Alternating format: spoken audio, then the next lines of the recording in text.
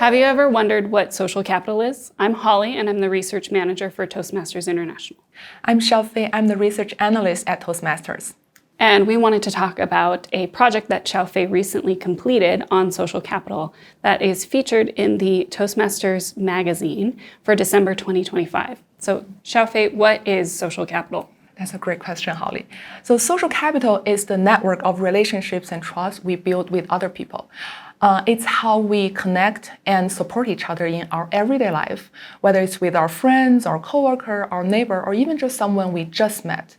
It's not something you can see or touch, but it's very important for both individuals and communities. It's something that we're hearing about kind of a lot right now, and something that we decided to do this research project on. Last year, a member saw a film at a film festival called Join or Die, which is a documentary based on the work of Dr. Robert Putnam, and it's about social capital, and that they reached out to Toastmasters International, to world headquarters, and that kind of spurred us on this research project. Yeah, and we want to see if Toastmasters clubs really help our members build social capital and benefit their overall well-being. Yeah, so one question might be, why is social capital important?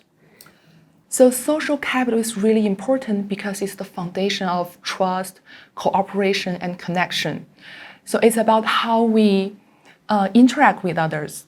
When people have strong relationships, they are more willing to open up, share ideas, and work together towards common goals. And this really makes our community stronger and more united. Yeah, absolutely. And we see that, at least we hear about it anecdotally from members over and over and over again, but we didn't have any research specifically about that. And that led us to this project. So you did a bunch of work to build background knowledge on the state of the art for research into social capital, which has been building for decades. Yeah, for sure. There was a lot of papers that you went through to come up with the questions that we were going to ask for this project specifically. Yeah. We also know that Toastmasters as like a club gives people this other venue to meet new and other people who are not like themselves. And from research from Dr. Putnam, it's been shown that if you join a club, your chances of dying in the next year drop by about 50%. So we wanted to see, what are people really getting out of their Toastmasters membership? We have a wonderful community that we can ask all sorts of questions to, so we did. Yes. And I want to talk a little bit about who we asked to participate in the study. Yes, we conducted this survey at the end of last year, 2024.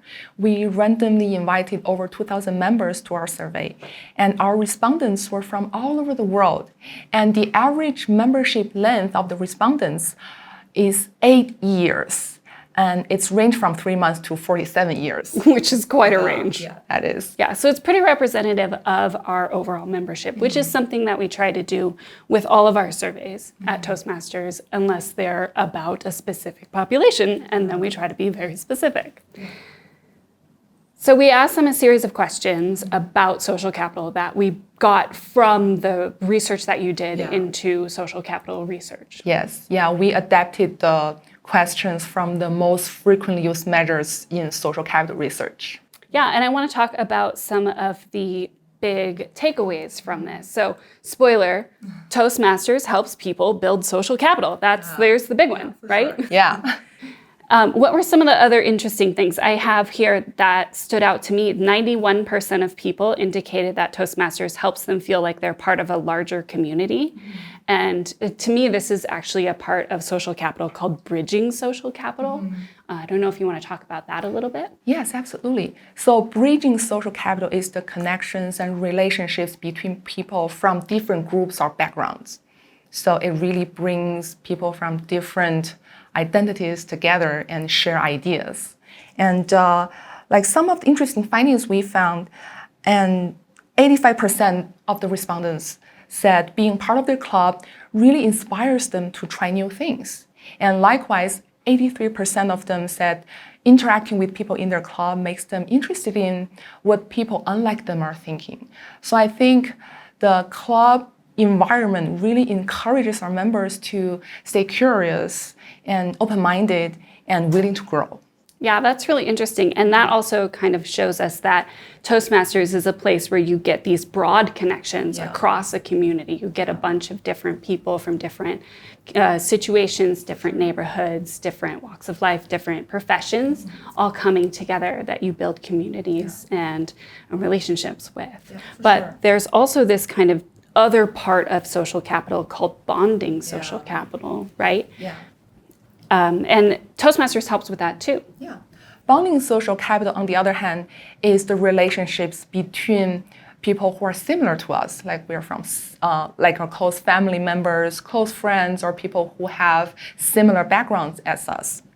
And based on our finding, 85% of the respondents said they have multiple individuals in their clubs they can turn to when making big decisions. And also, three-quarters of the respondents said they know people in their club who could serve as good job references for them. And these are specific questions about bonding social capital. So these are ones that in the literature and in the actual academic research we have seen used over and over again for bonding social capital, these types of relationships. But there was also people that said that there were multiple people in their club they can turn to when they feel lonely or talk about intimate personal problems with. And that is really showing us that people build strong one-on-one connections very deep down with people who are pretty similar to them that you would see. So the last big finding for me was that 90%, so 9 out of every 10 people, agreed that interacting with people in their club gave them new people to talk to. And when we hear about this loneliness epidemic, especially with specific demographics and with how much people are online in kind of isolated units, just passively watching video after video instead of interacting with people, because it's a different way of being online, that to me is one of the big takeaways from this survey and from this research, and one of the big benefits of Toastmasters. So to learn more and get some tips on building these relationships, you can refer to the article in your 2025 December Toastmaster magazine. Thanks for watching.